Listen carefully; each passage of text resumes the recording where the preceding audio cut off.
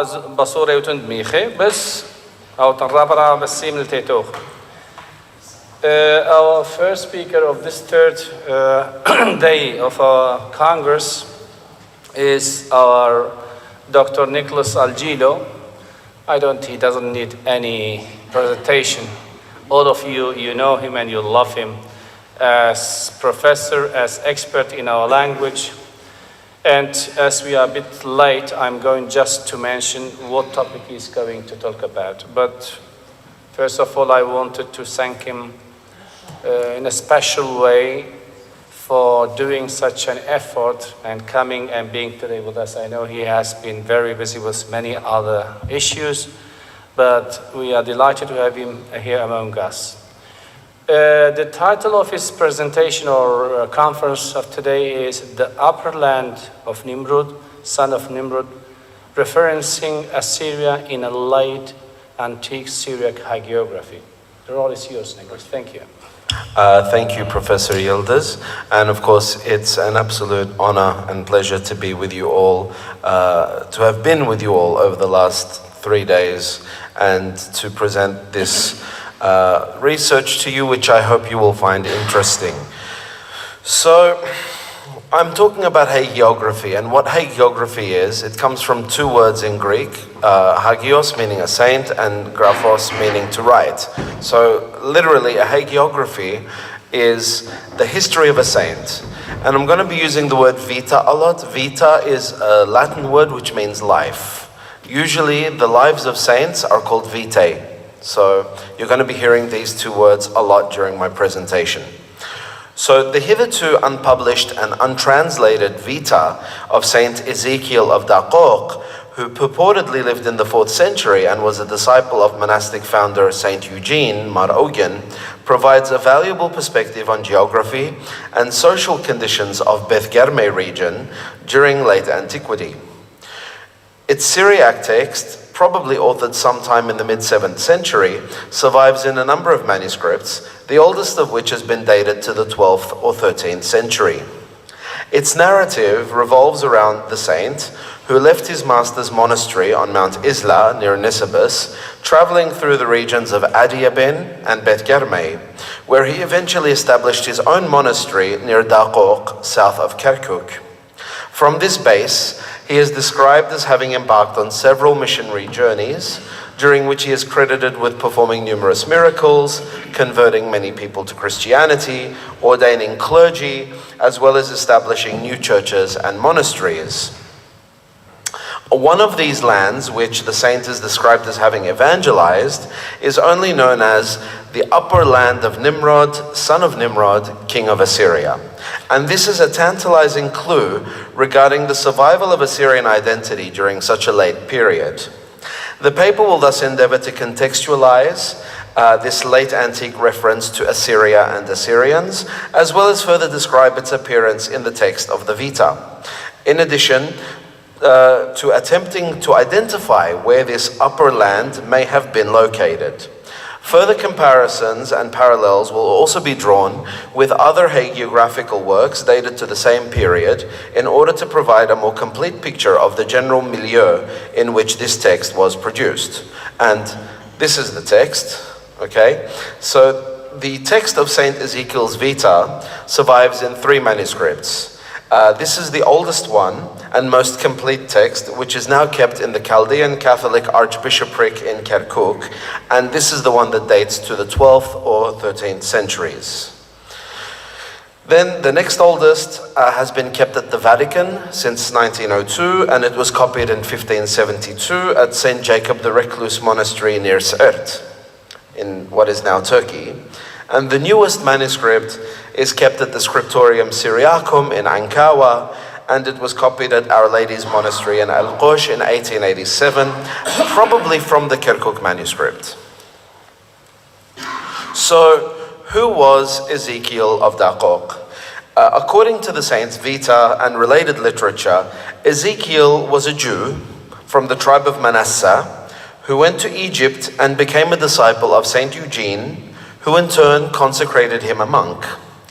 Now, the dispersal of Saint Eugene's disciples in 363 led Ezekiel to the regions of Adiabin and Beth Garmeh.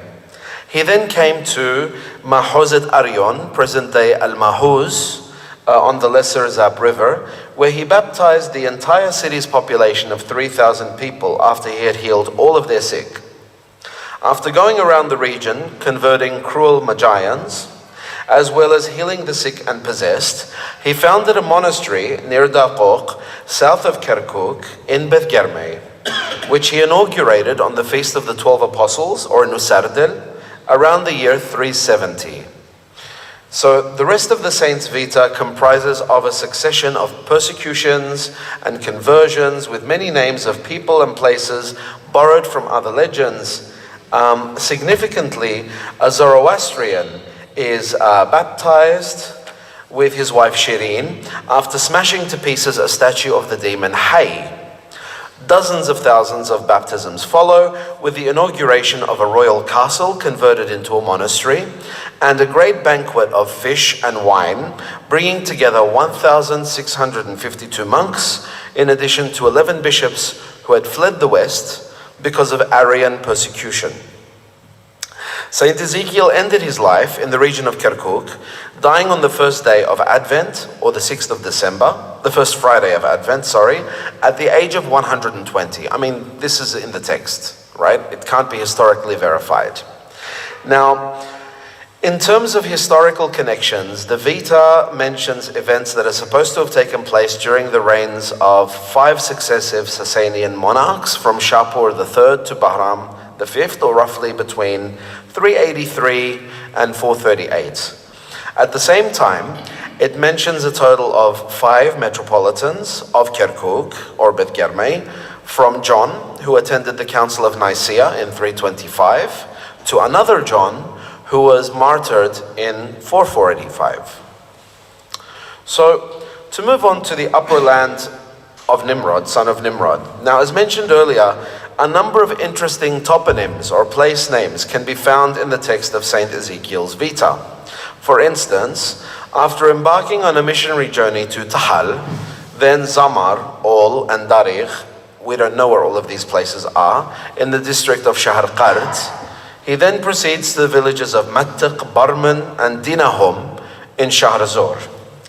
There he continues to Shahrtagh, the city of Shahrazor's king, Shirwan, son of Sardana, and from there to the villages of Dukhnigh and Asiwan in the upper land of his subordinate Nimrod, son of Nimrod, king of Assyria. After that, he is described as visiting a place called Beth Markba, Dalasar, which is probably the biblical Elasar, also known as Duzmis, as well as Masakta, and the district of Masibran or Masabadan. Unfortunately, most of these toponyms are unlocalized and do not correspond with the names of modern places. However, one may guess where they might have been located based on the text as well as other geographical studies pertinent to the period. So here you will see the Syriac text of the manuscript, where it mentions an angel coming to the saints in a vision, Bgiliana,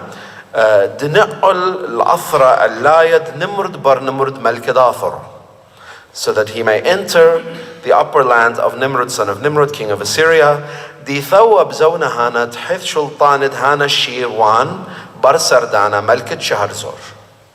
Okay, so for instance, if some identify late antique Shahr Qard with modern day Chamchamal, then an identification of Tahal with the sub-district center of Qadir Karam may be plausible. As for Shahrazor, while nobody has been able to securely locate its main city, which was destroyed by the Ottomans, the area is known to lie in the fertile plain between Sulaymania and Halabja to the southeast. Here, there are a number of archaeological sites, many of which have yielded finds dating to the Sasanian period. As for King Shirwan's royal city of Shahrtagh, I would tend to identify it with the large archaeological mound of Bakrawa, which lies near the Sirwan River as well as the modern village of Sirwan, probably named after Shirwan, both of which may be possibly linked to this king. Now, the upper land of the Assyrian king Nimrod, therefore, would have plausibly been upriver from this area, and maybe even at a higher altitude, probably corresponding with the modern counties of Pave and Javanrud in the northwest of Iran's Kermanshah province, close to the fortress of Sargon, which will be described in more detail in a little bit. So here you can see where Pave and Javanrud are to the northwest of Kermanshah. Now, Dalasar, on the other hand, is mentioned in the book of Genesis as one of the 4 eastern kingdoms that joined forces to conquer the rebellious cities of the Jordan Plain sometime between 2000 and 1900 BC. And since it was an ally of Shinar, or Babylonia, and Elam, it must have been located somewhere adjacent to them. While most scholars have identified Elasar or Delasar with the ancient Sumerian city of Larsa, I would tend to locate it between the areas just mentioned and Masabadan in the Kermanshah province's western county of Dalahu. Dalahu, Dalasar, probably there is a link there. As for the district of Masabadan, which you can see there, with its capital Shirvan, again another Shirvan, this lies in the modern Iranian provinces of Elam and Lorestan. Within it is also the ancient city of Madaktu, to which the text's toponym Masakta might actually refer to. So Masakta may be a Syriacization of Madaktu, which is mentioned in ancient Assyrian texts. Eventually, I plan on producing a critical edition of the entire Syriac text of Saint Ezekiel's Vita, as well as translating it and analyzing its contents, so this is just a preliminary study. So let's talk now about who were Sardana and Nimrod. Now first though, I should remark about the legendary king of Shaharzor, which is an area strongly associated with the modern day Kurds. His name, Shirwan, at first appears either Kurdish or Persian, but then we notice that his father's name is given as Sardana. This name is found in the 6th century history of Karkhat Betzloch and its martyrs, which presents Sardana as a descendant of Nimrod, and 32nd king since Belos, the first king of the Assyrians. It also recalls him as the king who accepted the preaching of the prophet Jonah, declaring a 3-day fast that was revived as the rogation of the Ninevites in the Syriac tradition by Bishop Sabri Shah of Kirkuk in the late 6th century AD. Actually, according to this text, it is this very Sardana who is credited with having founded the city of Kirkuk and the foundations of its fortress. Although the text describes him as being the son of Sennacherib, and thus equivalent to Esarhaddon, it also confuses him with Sennacherib's father, Sargon.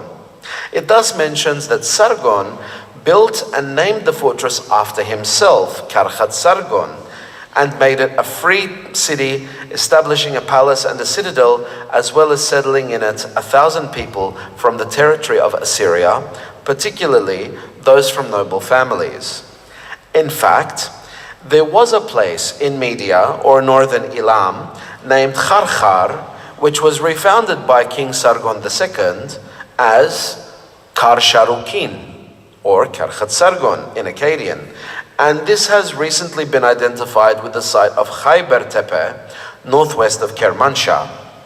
Indeed, this is one of at least 5 proposed locations for Karsharukin, ranging from Halabja in Iraq to Nahavand in Iran.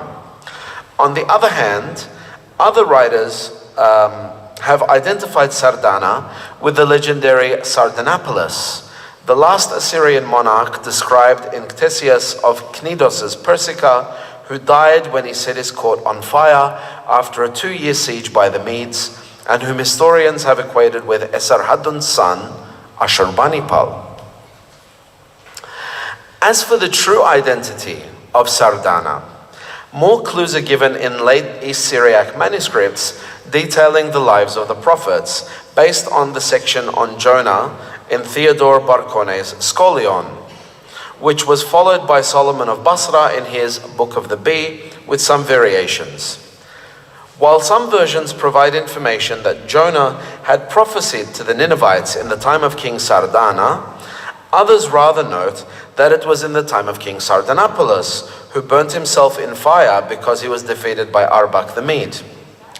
Now, one crucial detail is added, however, and this is that Jonah was sent to preach to the Ninevites in the second year of Judean king Uzziah, who ruled with his father from the age of 16 in 785 BC, and on his own from the age of 40 in 761 BC. Now, this would crucially place Sardana much earlier in the historical record, as 2 years after the beginning of Uzziah's rule as the sole king of Judah, would place Jonah's preaching to the Ninevites around 759 BC, during the reign of King Ashur-dan III, whose capital was in fact at Kalah, or Nimrud. By this time, the reign of King Ashur-dan, by this time the Neo-Assyrian Empire had entered a several decades long period of weakness and decline. Plague was reported in both 765 and 759 BC, and a revolt in the Assyrian heartland was recorded from 763 to 762. Another in Arabkha, or Kirkuk, in 761 to 760, and yet another in Guzana in the Jazeera from 759 until peace was later restored in 758. So it was a time of trouble for the Assyrian Empire. Okay?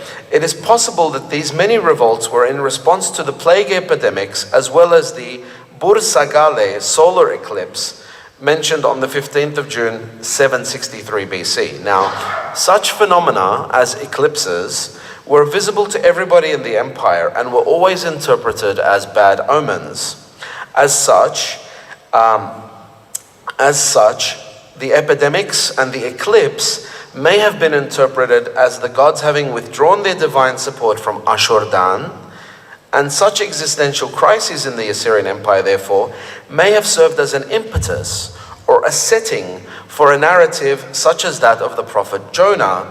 And we notice that soon after Ashur-dan's reign, Assyria is once again revitalized and resurges as if it had been pardoned by the gods.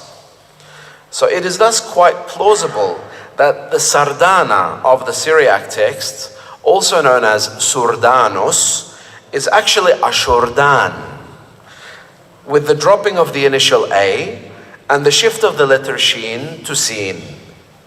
Sound familiar? Suraya?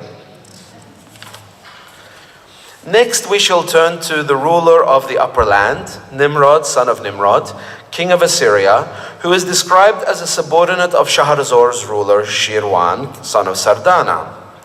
In fact, Nimrod, the biblical hunter, king, who built the Tower of Babel and rebelled against God, was perceived as the ancestral foundational figure and cultural hero by the Syriac-speaking Christians of Mesopotamia, playing an important role in the development of a distinctive local identity.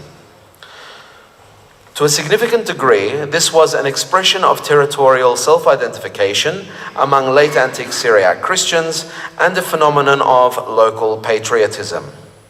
Now, a connection between Nimrod and Assyria is first found in the book of Micah, written as early as the late 8th century BC, where the phrase "the land of Nimrod" is used as a synonym for the land of Assyria. This tradition continued as late as the 9th century AD, when lexicographer Isha'bar Ali identified the land of Nimrod with the kingdom of the Assyrians. In contrast to most literature about Nimrod, the majority of Syriac texts thus present him in a conspicuously positive light as the first ruler of Babylon and the first earthly king in the history of the human race, to whom, according to the homilies of 5th century author Marnarseh, God gave primacy and temporal kingship and made a valiant warrior. In Genesis 10:8-12, Nimrod is presented as a native Babylonian monarch who was also the first ruler of the neighboring kingdom of Assyria. Moreover, in verses 10-12, he is credited with exercising rule over several cities in the land of Shinar, most importantly Babylon, as well as building a number of cities in Assyria, including Nineveh. As such, Saint Ephraim the Syrian, died 373, identified the Assyrians brought low by Jonah's message of repentance as the race of the mighty Nimrod. He additionally credited the post-Diluvian king with founding some of the most important urban centers associated with historical Assyria and the Syriac culture. He thus identified Uruk as Edessa, Akkad with Nisibis, Kalne with Ctesiphon, Rehoboth as Arbela in Adiabin, Kalah with Hatra, and Resen with Rish'aina or Ras al-Ain, even though we now know that most of these identifications were actually incorrect.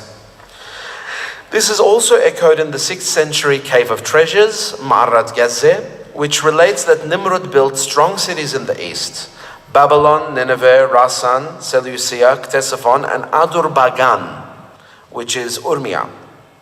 And he made 3 fortresses identified with those of Nisibis, Edessa, and Haran.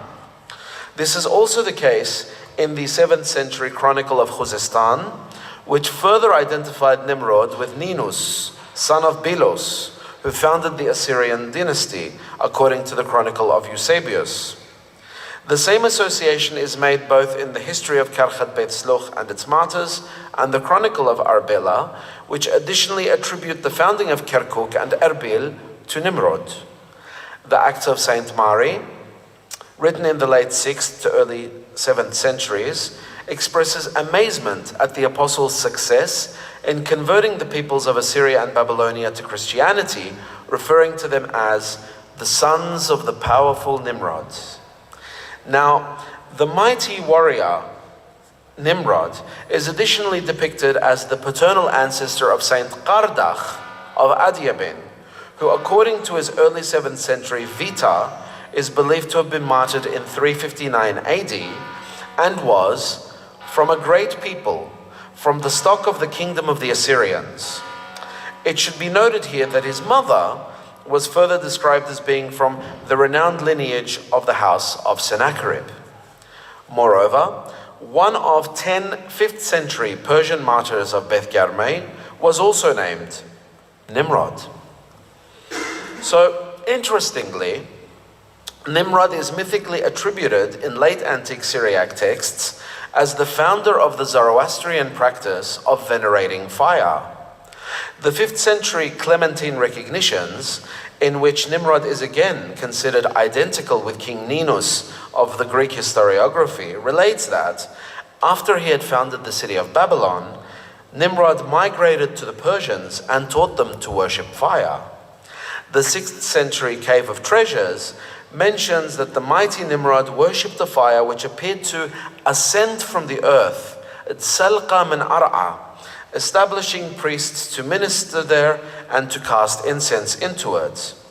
This was most likely an allusion to the phenomenon of oil fields near Kirkuk, especially at Baba Gurgur, where petroleum would often rise to the surface of the earth, forming natural wells or springs of crude oil that would sometimes burn for prolonged periods of time. It thus comes as no surprise that Zoroastrians, who regarded fire as a manifestation of divine presence in this world, held such places in high esteem. Now, to my conclusions. How am I for time? Okay. To my conclusions.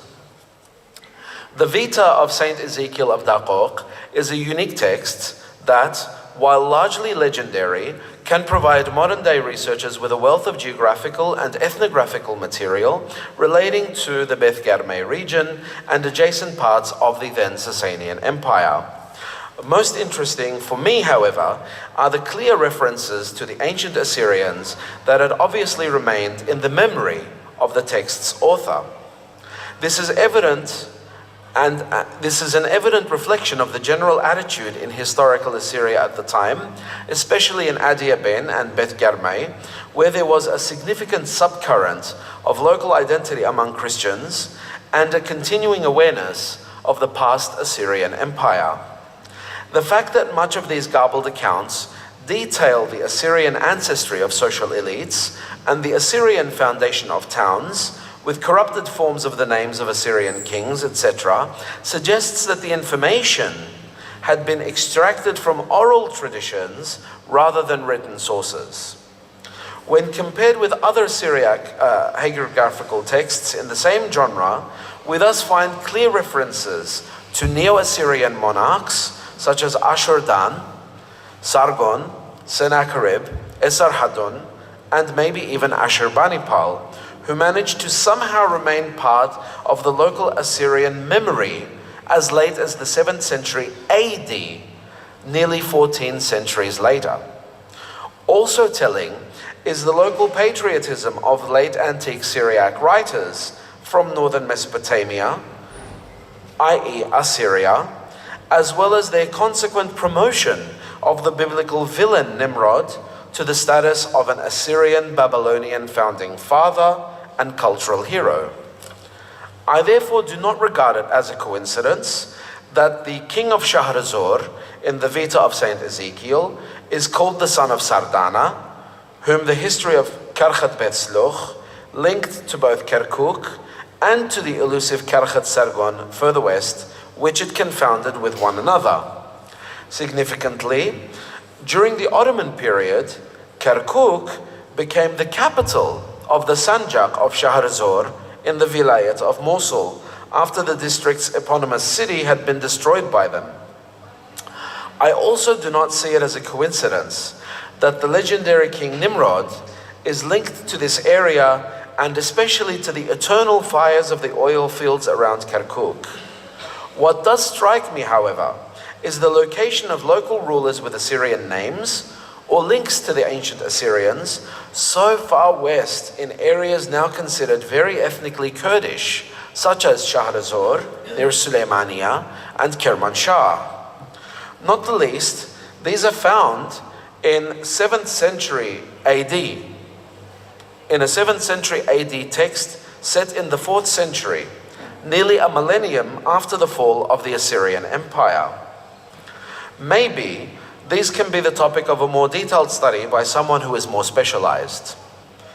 Nonetheless, the survival of such names and their associations, especially the awareness of the Assyrian civilization and its monarchs, thus provides strong evidence for some kind of cultural memory and continuity between the Assyrians of ancient Mesopotamia and their medieval Syriac Christian successors in the same region.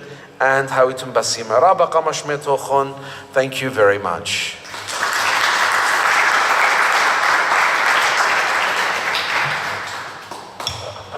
Dear Dr. Nicholas, thank you very much, as usual, for your excellent presentation and presentations. We each time expect that you have seen more and more from such a talent. Now we have a short period of time for questions. First, Dr. Amir.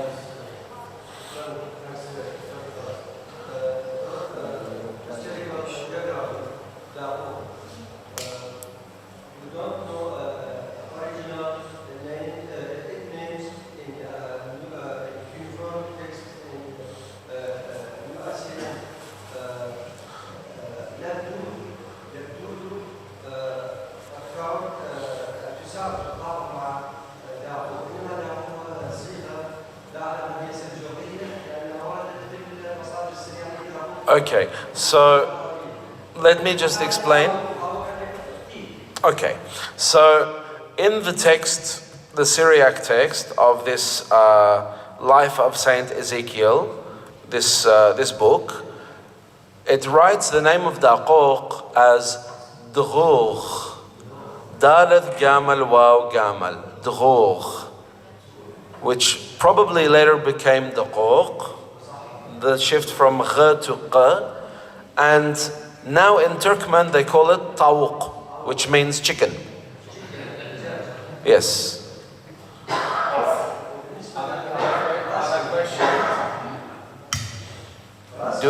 Do we have other question? If sorry. Sorry? Not me. Marafram. Not me. I said maybe it's incorrect actually. But Marafram Syriani says Rasan is Ras al Ain. I don't agree. Yes, please. Yeah. Okay. I have told by a few historians, Syrian historians that I know, one of them Ashur, okay, and professors, and they say there isn't such thing as King Nimrod. Nimrod is a place, and Amud. They tell me there is no such thing as King Nimrod. That's what I'm asking. So actually, this was not the topic of my talk. I said he's legendary. He's mentioned in the Bible. We don't know if this person actually existed, but the imagination of this figure becomes very potent in later Syriac literature, and they start to see him as an ancestor figure and a cultural hero.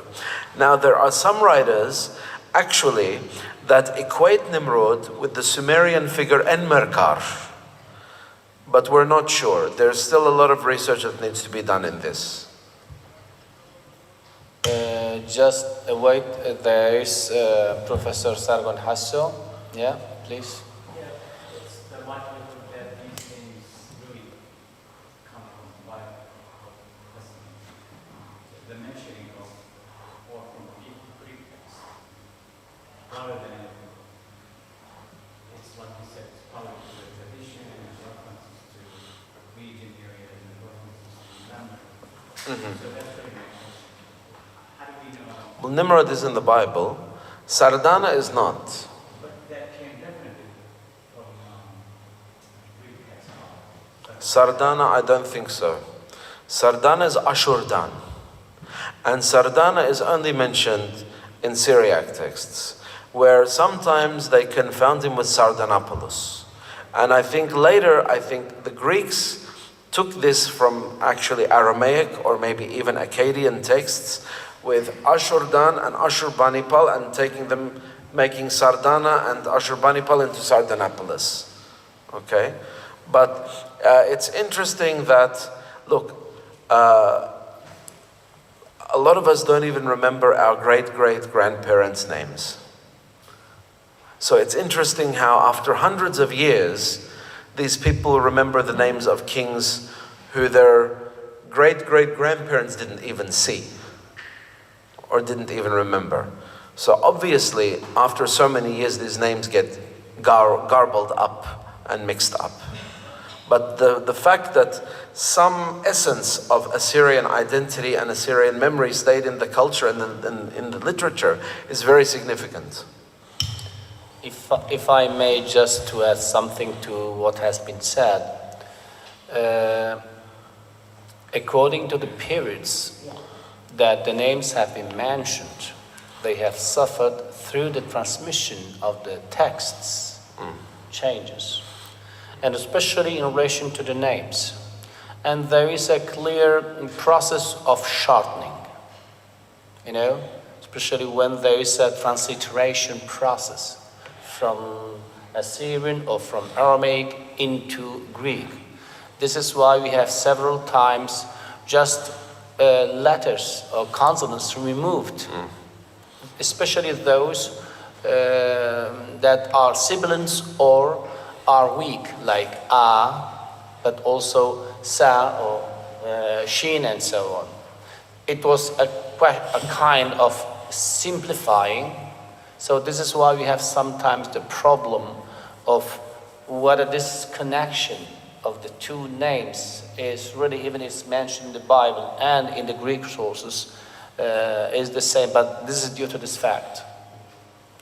I think, yes, there is behind and then you, okay? Please.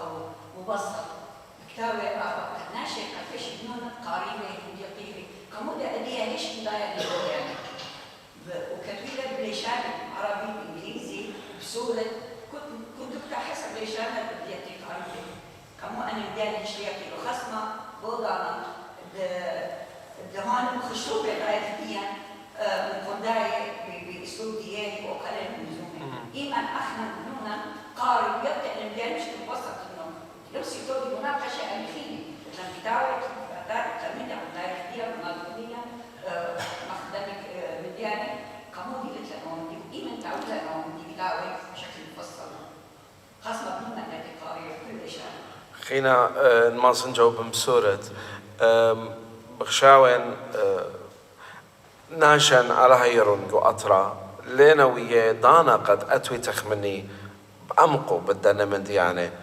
من بلاشا الحصار الراقة الظلمية يعني قامودي ريقة وخيشة هذه بخايق وسويدن قد يالوخن هاوي رهط هذه أنا قي قامودي يمي بابي خشلن أستراليا قد أنا قيمن خدوك ترهط هذه من هذه وبار بخيلة آلا نيخة بنيخة يالد ديان قدينا بخايق ويالوتا أنا من ديانة بشاري بقراية ومدري جموية قد برسيلون إنا قارك شارك ببلاخ الله من هدية بخيلة آلا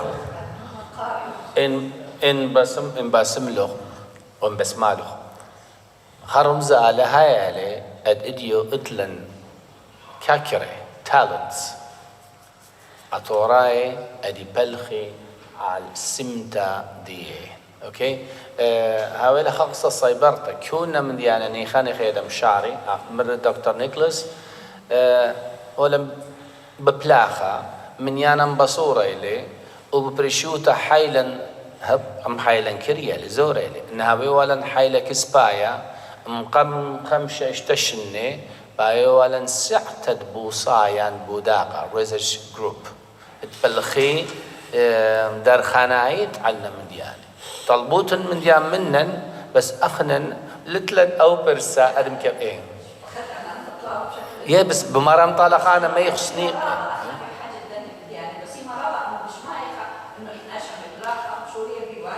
بلطي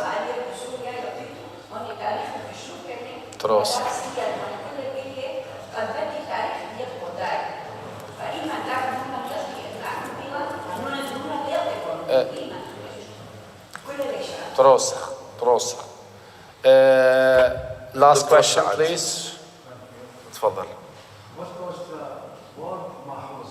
It is a village in the Kirkuk? Yes, it's a village on the Zap River, Mahuz, which is actually, I think they write it with Ha, Al-Mahuz, but it's actually Mahuzet Aryon, and it's a very ancient city.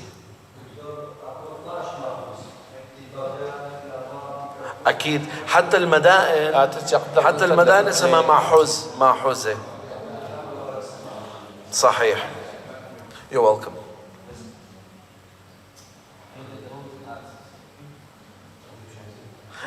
Any other questions or that's it? No, that is. Thank Okay. you very much because you are a bit No late problem. and, Thank you. Yes.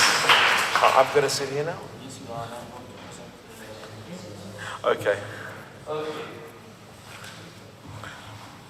Let me put. Hey. Yeah.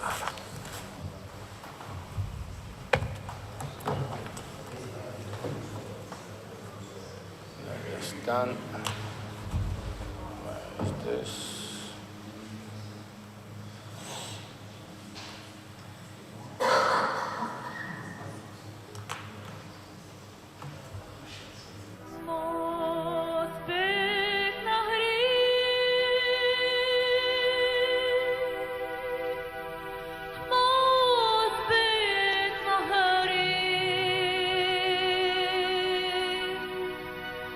لا تعينا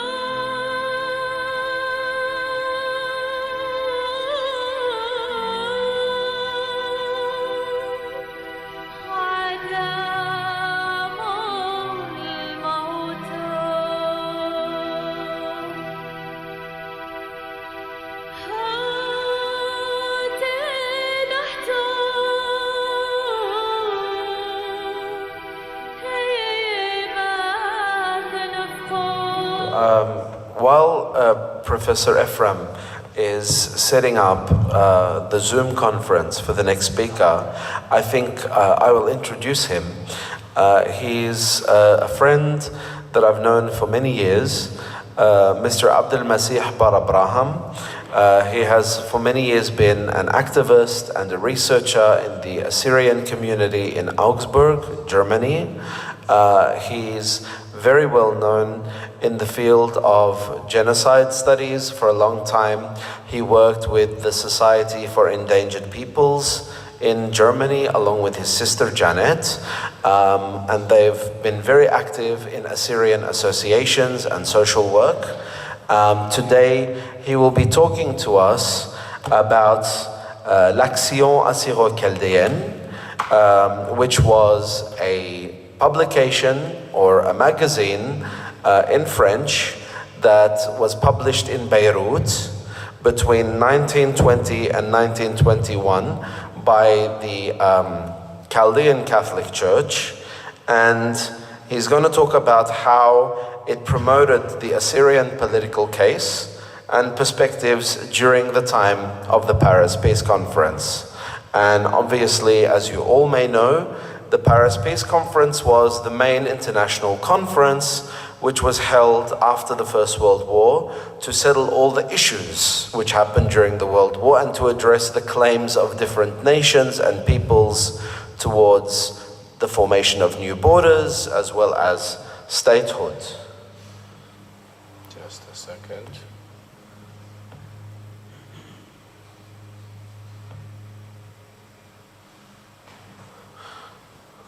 Okay.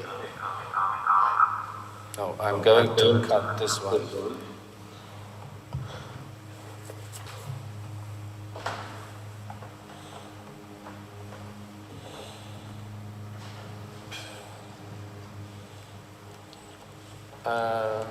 can Okay, say hello. Malfono, can you hear us? We need the voice. Just a second. Yeah, it's Abdul Masih, can you try to talk, please? I see you. Yeah, you see me? You hear me as well? We hear you, but we don't see you on the big Wait, screen. but we are going to connect it again to like yesterday. The joys of modern technology. Yeah. Yeah, please. Can you talk a bit? شلون عليكم؟ No. ايش سمعنا له. ايش بس لا. There was another one. Speaker. This option is not here today. I'm resetting here.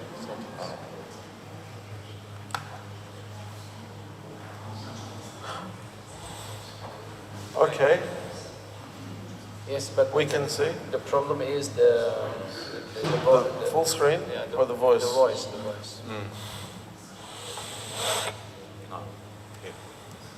Abdul Masih. Can you hear me? Yes. Can you hear me? Yes. Yeah. Very good. Excellent. So you have been presented, so please. Could you give me the permission to share slides? It's not. Of course. Just ask for the permission, I'm going to give it to you. Yeah, I have done it. Hello. This. Okay, please do it. Yeah, let me see. Yeah, should work now. Can you see my slides? Not yet? Yes. Perfect. Wonderful. Thank you. Should we start? Yes. Assalamu alaikum. Yeah, good morning from remote. I hope I was following, of course, so far the conference, which is very good, like previous years. And I am sorry not to be able to be myself present this year there. So I missed that the whole event. Yeah, today I'll be talking about the journal Les Actions Assyrio-Chaldéennes, which was published during the years 1920 and 21. Following the end of the World War I, the Paris Conference of 1919 became the stage for sweeping reorganization of the global political order. A central influence in the negotiations were US President Wilson's 14 points, which championed, among other ideals, the right to national self-determination, the protection of minority rights, and a peaceful reconstruction of ethnically mixed territories. These promises ignited, of course, particular hope among the non-Turkish and non-Muslim communities and minorities within the Ottoman Empire, including Armenians, Kurds, Arabs, and Assyro-Chaldeans. In point 12,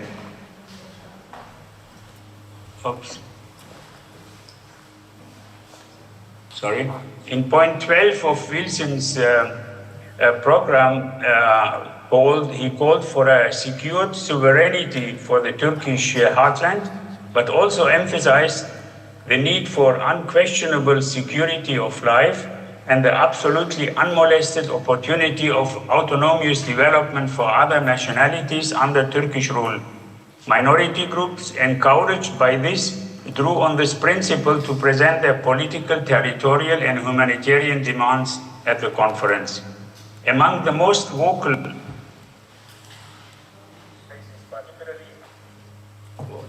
who had been victims of systematic violence and persecution during the war. Their demands went beyond the political autonomy or statehood. They sought recognition of past atrocities, the right of return for displaced survivors, and reparations for lost lives and livelihoods.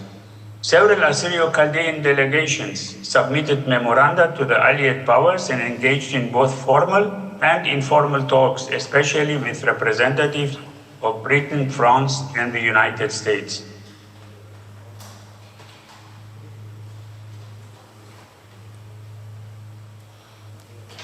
So long before the Paris Conference, however, the fate of much of the former Ottoman territories had been sealed through the Sykes-Picot Agreement from 1916, a secret understanding between Britain and France to divide the Ottoman Mesopotamia and Syria into respective colonial zones, where France would claim influence over Syria and Lebanon, and Britain over Mesopotamia, modern-day Iraq, and Palestine.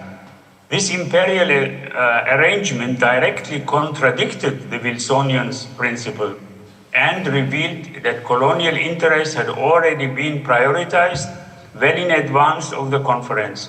Much of the Paris negotiation therefore served only to legitimize pre-existing geopolitical ambitions. In this context, neither the Assyrians nor the Kurds or Armenians had a realistic chance of achieving their territorial or political objectives. Their appeals of self-determination were largely subordinated to the interests of great powers and remained unfulfilled in the region. So the principal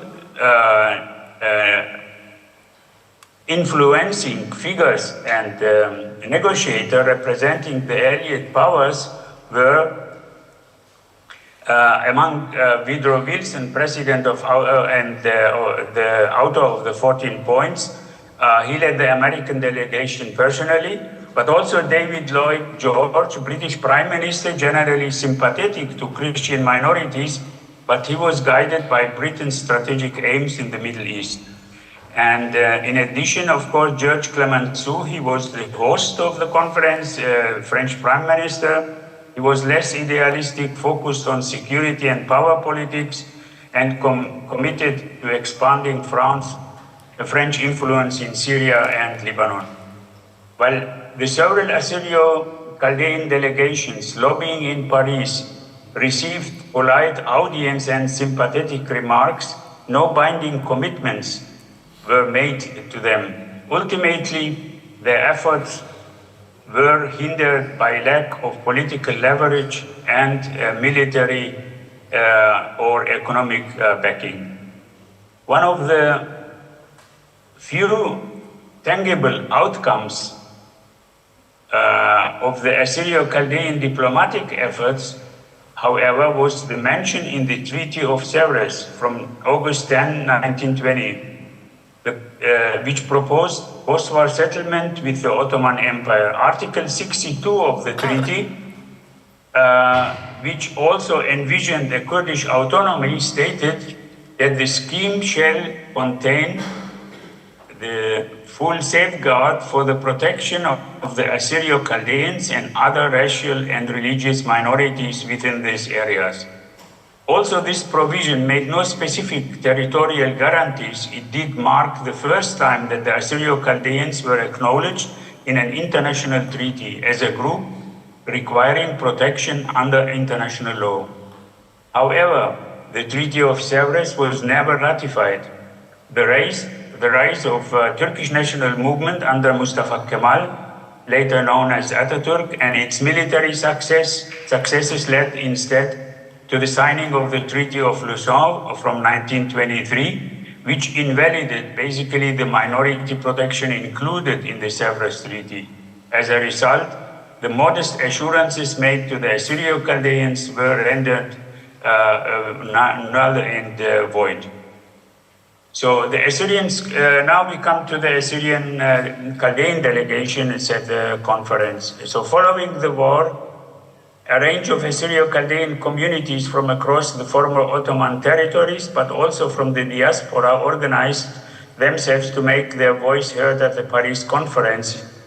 And they too tried to benefit from the territorial reorganization brought about by the fall of the empire and the assertion of the right of people to self-determination, to gain the creation of a state that belonged to them.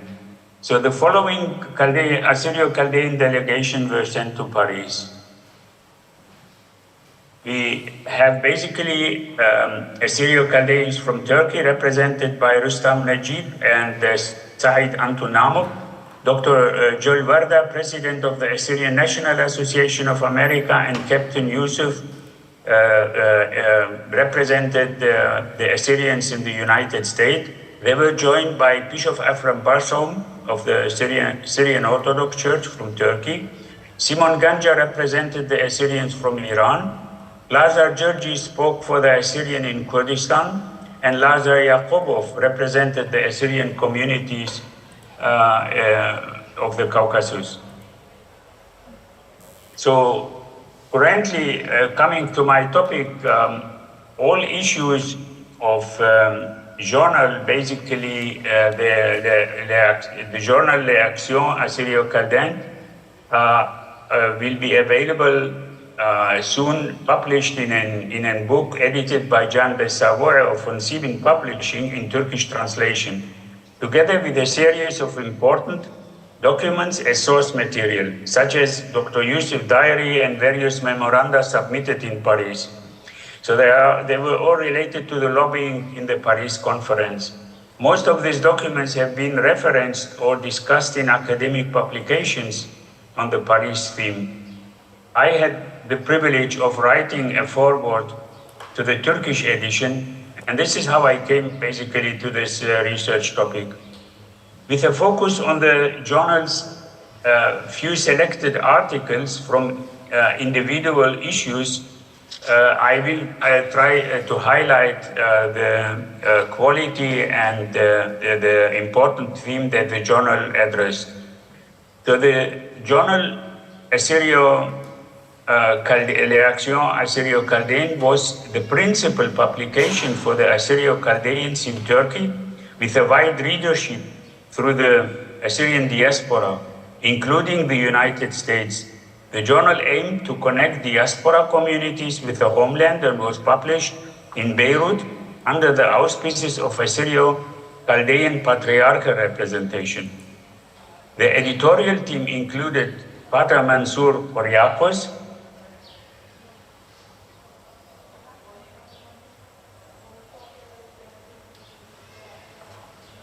Pater Mansour Kyriakos and Dr. Victor Yonan. And the publication's mission was clear. It was saying that our goal is the defense of Assyrio-Chaldean interests in an age when the foundations of small nations are being laid. L'Action demands the creation of Assyrio-Chaldean state in Upper Mesopotamia. This state must remain under French protection and supervision with an administration capable of ensuring its independence. Primarily, a political journal, L'Action was produced by activists based in Istanbul, Beirut, and Paris, and published in French to reach the European intellectual audience, but particularly policymakers at the Paris conference. He served as a voice of the Assyrian national movement in Turkey, reporting very closely on political issues, political demands, cultural issues, and broader socio-political conditions of the Assyrio-Chaldeans in the Middle East. Evidently, an Assyrio-Chaldean national council uniting relevant fractions of the Assyrians existed in Istanbul, which published the following announcement. We have the honor to inform you that the ancient Syrians, Suryani Kadim, as well as the Chaldeans and Catholic Syrians, recognizing that they are descended from the same race and have the same origin, have united and proclaimed their primordial political and national unity under the name of Assyrio-Chaldean. So Claire Jacob, in her monography on the topic of Paris, points out that the Council of the Chaldean Community of Constantinople, dispersed during the war, made an extensive effort from the armistice onward to reunite and bring the national question to a successful conclusion. Furthermore, on July 16, 1990, a first memorandum entitled The Assyrio-Chaldean Question before the Paris Conference was distributed to major powers. So Paul Bero, too, indicates that the council in Istanbul included also other Assyrian denominations, and he has an article in one of the issues of L'Action. So in the limitation of a conference presentation, I want to provide a brief summaries and examples of selected contributions and articles from the journal issue, offering insight into the high standard of the journal, but also into the political vision, diplomatic strategies, and cultural self-image of the Assyrio-Chaldean movement in the immediate post-war period. A brief report on the delegation in the first issue of 1920 stated the Assyrian Chaldean delegates Rustam Rajib and Said Namak, I quote, represent the interest of their people at the peace conference. Both are highly educated lawyers from distinguished families in Mesopotamia. With a well-founded memorandum, they presented their concerns to leading figures such as Raymond Poincaré, President of the French Republic, and US President Wilson in Beirut. And they were warmly received by French General Gouraud, a sign of growing French-Assyrian Chaldean solidarity. On February 17, they returned to Paris, buoyed by the confidence of their people and desire for justice and international recognition. Citing ending. The Assyrio-Chaldean delegates traveled, of course, between Paris and London, maintained close contacts to the Chaldean Patriarch Yusuf Emmanuel II, Thomas, and obviously also attended meetings in British Parliament and met even with the Pope in Rome. Their work was supported by the people and followed with hope. A detailed article in the first issue of January 20 outlines the Assyrio-Chaldean question prior to the peace conference. So the article emphasized that the history of Assyrio-Chaldeans dates back to ancient Mesopotamia, what we heard just from Dr. Niklas in the previous presentation. where they founded important empires and preserved their identity despite centuries of persecution. It goes on to say that the Assyrian Chaldeans converted to Christianity early on and shaped the culture with important literary and scientific works, the legacy of which is still preserved today. Since 1914, the article continues, they have suffered heavy losses due to the massacres and wars, which have drastically decimated their population. Nevertheless, they continue to fight for recognition and the restoration of their nation. Another article in the first issue discusses the basic of the rights of self-government and independence. According to this article, the Assyrian Chaldeans earned their right to self-government through their courage and heavy sacrifice made during the massacres. In May 1950, the article says they formed the Gilu army with 20,000 men, which fought successfully against the Ottoman and Kurdish troops for 6 months. After an orderly retreat across the Iranian border, they regrouped and fought against Turkish, Kurdish, and Persian troops until the end of the war. Many also volunteered to fight in the French Foreign Legion, demonstrating their commitment to freedom and justice. So the first issue continues with initial Assyrio-Chaldean demands, and the appeal was made to French General Guéraud as a symbol of justice, humanity, and French support. They see France as a reliable partner that stands up for freedom and human rights and ask for protection and support for their people. The core demands were the following: recognition as an independent nation with an autonomous state in Upper Mesopotamia, parts of Kurdistan, and neighboring areas, protection and support under French mandate so that they can freely develop their national identity, safety from further massacres and persecution, and the right to return own property and rebuild their destroyed communities.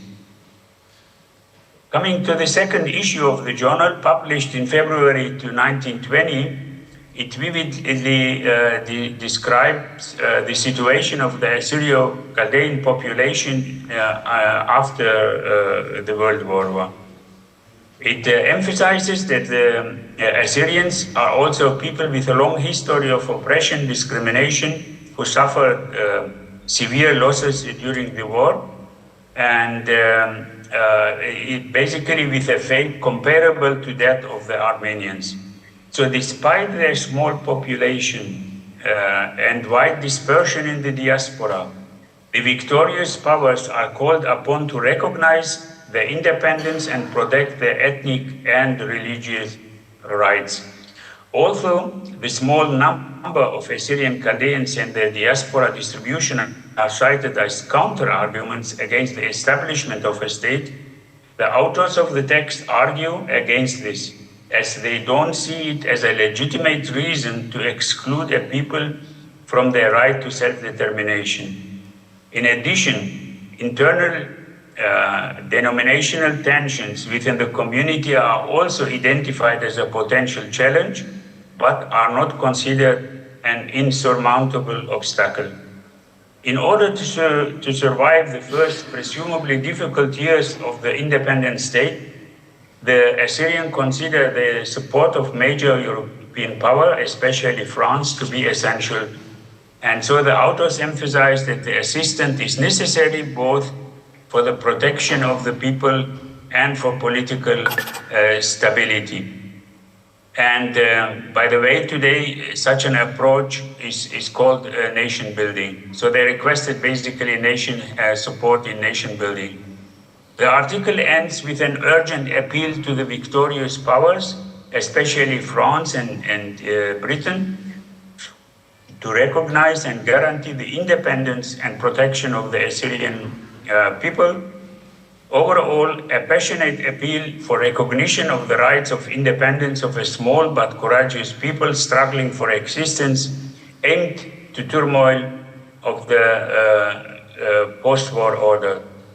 The arguments are politically motivated and aim to generate understanding and international support for the quest for self-determination, for an often overlooked people with a rich history and great cultural heritage. In an article by Dr. Victor Yonan, published in the 3rd issue of March 20, an overview of the geography of the Assyria Chaldeistan, a new term coined, Chaldeistan, is provided, which outlines his vision of a future of democratic state. He writes that the Assyrio-Chaldeistan looks back to a long and rich history. According to Dr. Yonan, the region of Assyrio-Chaldeistan mainly comprises of mountainous terrain in Upper Mesopotamia, with around 200,000 inhabitants who are considered to be very resilient. And the political structure for the new state would provide for a republic in which all religions are respected and all citizens have equal rights. Administration would be carried out through democratic elections and a Senate system that includes both secular and religious representatives. He also points to the region's significant economic resources with rich deposits of oil, mercury, silver, copper, coal, rubber, and other raw materials. The article is followed by an editorial article on the contribution of Assyrio-Chaldean army in the First World War. The 5th issue from May 20 lists the national goals of the delegation officially backed by Patriarch Emmanuel II. According to this,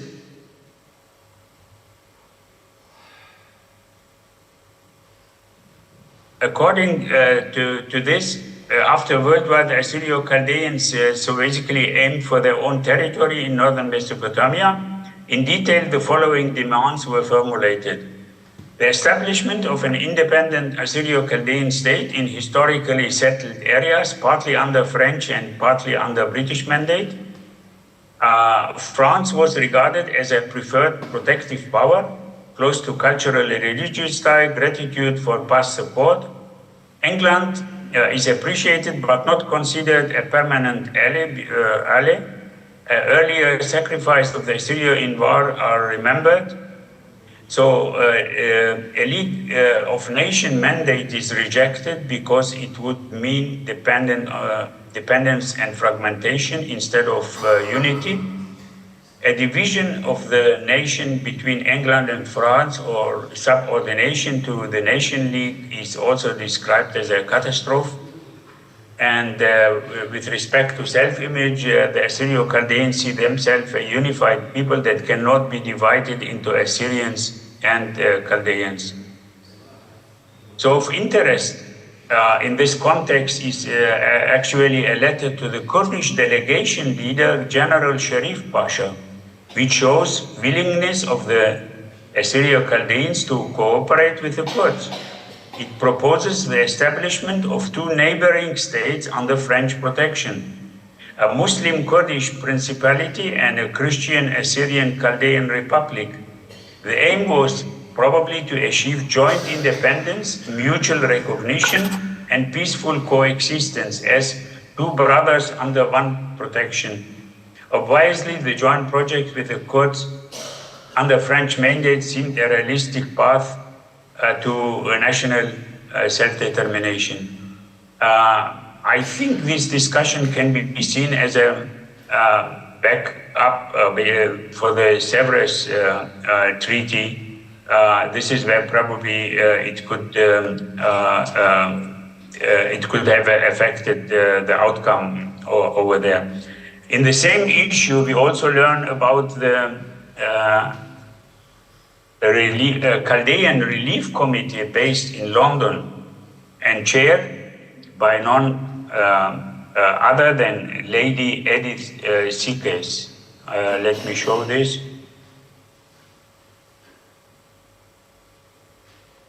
This is basically the committee of the Relief Committee. And the wife of the British diplomat, Sir Mark Sikes, was leading the committee. In June 1920, reports on the war crime against the Syrio-Chaldeans and links to the Armenian and other minorities as victims, demanding recognition of the injustice suffered and the right to their own territory as the only guarantee for their survival. That was the demand. But listing atrocities, crimes against the Assyrio-Chaldeans, the editors have not failed, of course, to back up their reports with documents available to them at that time. And this include chronicles, among others, of course, such as that of Father Joseph Naim, entitled The Assyrio-Chaldeans Massacres. Also submitted were the comprehensive documentation by Ishaq Armalto, Al-Qusara fil Nakabat al-Nasara, 1895 and 1940 and 1919. So they had really source documents and reports which they submitted. And unfortunately, as we know, those source materials, it took them 70, 80 years till they reached basically the current research on genocide.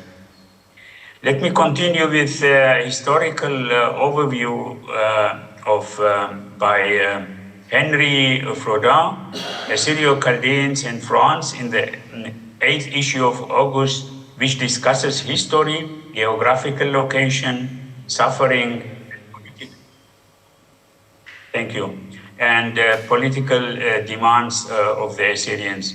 So this was a historian and geographer specializing in colonial studies, doctor of literature, holder of chair of colonial geography and faculty of philosophy in Paris, then holder of the chair of modern contemporary history of Institute of Catholic University, Institut Catholique in Paris.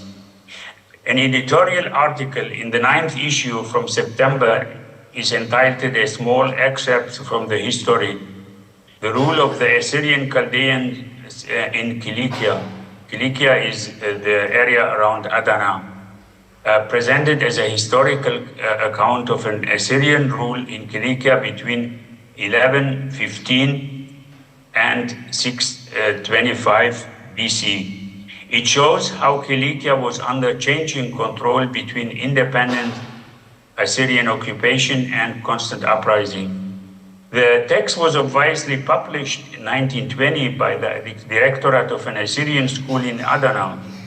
It is part of a historical argument with which the Assyrians basically attempted to substantiate their cultural and territorial claims in the region in the post-war period. And we see also other articles similar to that on Syria.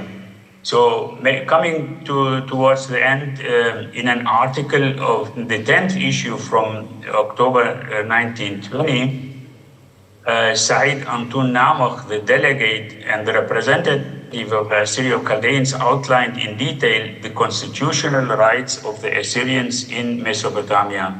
According to him,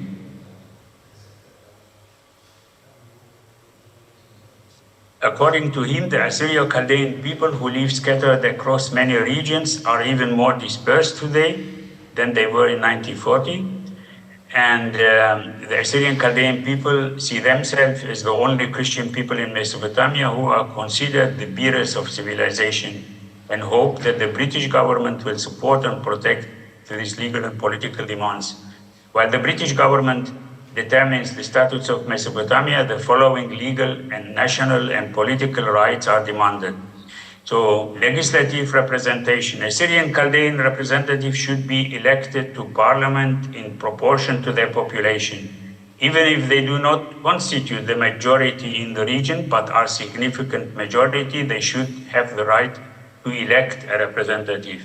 Then executive participation. More than 200,000 Assyrio-Chaldeans in 3 provinces are considered a productive and civilizing element of the region, and should therefore also be represented in the administration. Judicial participation, Assyrian Chaldeans should be appointed as jurors and at all levels and must be guaranteed by law. On the fourth point, military and police, Assyrian Chaldeans should have access to all military and police posts as well as leadership positions. The religious leaders should be represented on the administrative council of the regions. With respect to local self-government, it says in provinces or districts where Assyrian Chaldean are in the majority, they should assume the highest civil post. With respect to religious rights, the privilege granted to the Patriarchate by the Ottoman Sultan should be preserved, and their organizational development must be guaranteed. And so it continues on the language rights, financial support, and historical recognition. So with that, I would like to conclude. There are, of course, a couple other interesting articles which are worth really to highlight, but maybe we can do this in the discussion. With that, I would like to end, and Basim Araba and Shano. Tawdi.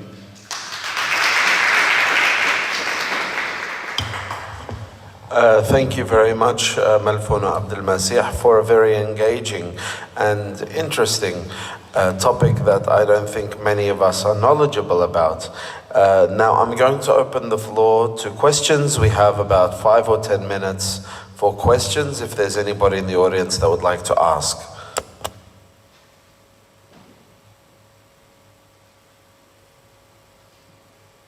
Okay, yes, Michelle.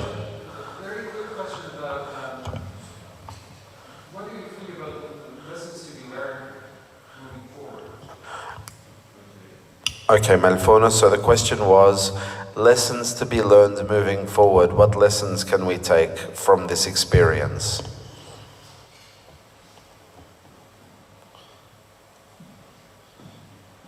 Did you get the No, I couldn't hear anything. Okay, lessons to be learned from this experience moving forward. What lessons can we learn from what you've researched?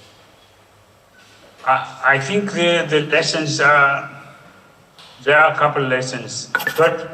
First of all, we have to do justice maybe to the delegations that were really in Paris when sometimes analyses are done. It's all, let me say, we say or it's stated that they have failed because they had only problems with the name issue, which when you read the journal L'Action, this was really not a major issue. It was an issue, but it was a secondary. And as we have seen, all plans for the Middle East were already drawn up. And even the powerful Armenians and the Kurds did not reach anything in the Paris conferences as a result.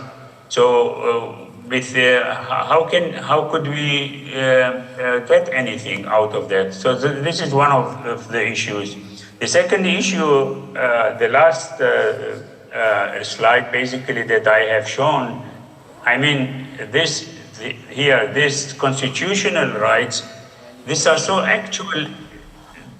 Can you see my slide?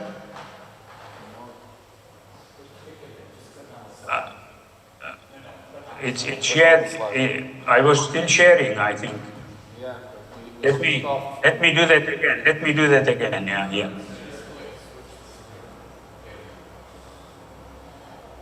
Is it now visible? Okay. With respect to the constitutional rights, basically that that were outlined by Said Antul Namah. I mean, these rights are so actual today for Iraq, for Turkey, for every place where the Assyrian live in the Middle East, even as a fraction of a minority. And so that tells me again that we as as Syrians, we have not managed really to bring up our issue to the highest political level. And that's what they managed back in 100 years ago. And we have to acknowledge this, I think, and have respect for their work. This is what I can see. Again, the journal it's provide very, very much insight. There are actually 15 issues currently available publicly, were accessible. That's collected by Can Besawa'i. He published them. He translated them now into Turkish, all of them. A couple of them were already translated in English in previous books, but they are really worth to study.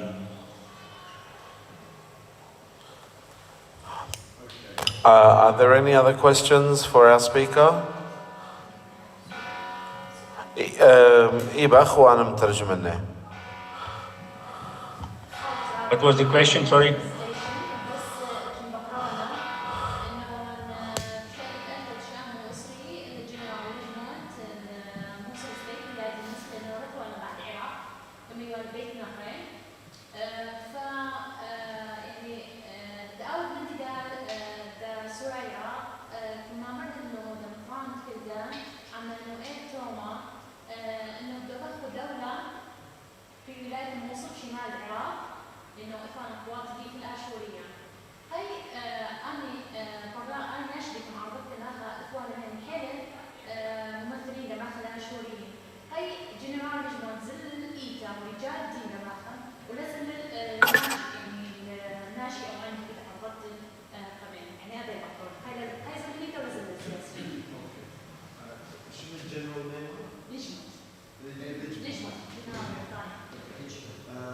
She's saying that in the 1920s, when Iraq had still not become a mandate state, it was still under, as British Mesopotamia. And there was a general called General Legimont, who had promised Patriarch Joseph Emmanuel Thomas, the Chaldean Catholic Patriarch, that they would create a state for Christians in the Mosul Vilayet. She's asking, seeing as we had so many political representatives, why did this general approach a religious leader to create this project, but did not actually approach our legitimate secular political representatives? I have not seen an article that, let me say, points to this issue, and so far I cannot answer the question because I have focused only really on the content of the. There are discussions in other issues that I couldn't now outline about the Arab issue, of course, and why the British want to establish an Arab state over there. There are a couple articles related to that, but there is no mentioning of this incident or request. Okay, so if there are no other questions, I think we will have a round of applause for Malfouna Abdel Masih. Thank you very much for participating with us. And we will have a break now for coffee in the usual place and see you in about half an hour. Thank you. Saudi, Asimaraba. Piano. Ujuba Shlomo. Next time. Yakshena. Bye bye. Bye bye.